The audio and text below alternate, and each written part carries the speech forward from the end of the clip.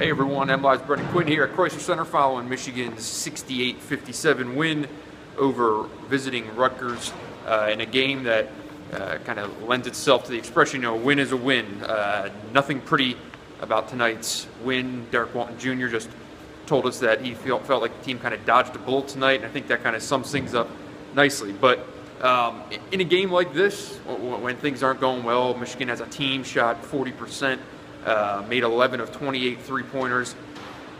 They needed a spark. They needed a boost from somebody at some point just to get some separation and kind of put the thought out of Rutgers' mind that maybe a big upset could be brewing.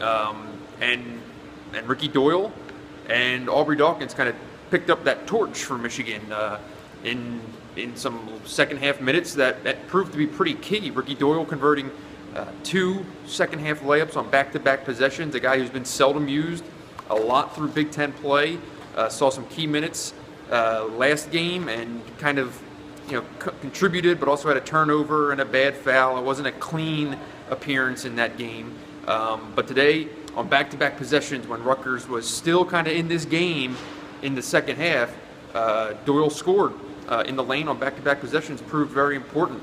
Aubrey Dawkins, you can say the same thing, also coming off the bench, made a big three-pointer. And in the second half, when going for a highlight dunk,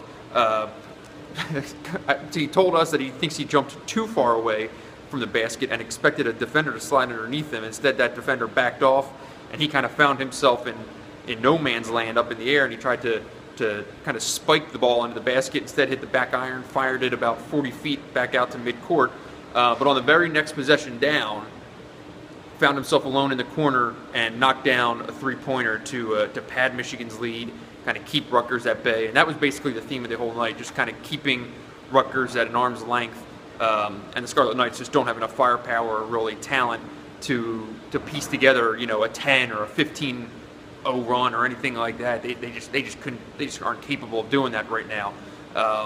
So Michigan kind of just built a small lead and held on and got out of here, and that's that. So the Wolverines will return to the court this weekend at Madison Square Garden in Manhattan versus Penn State.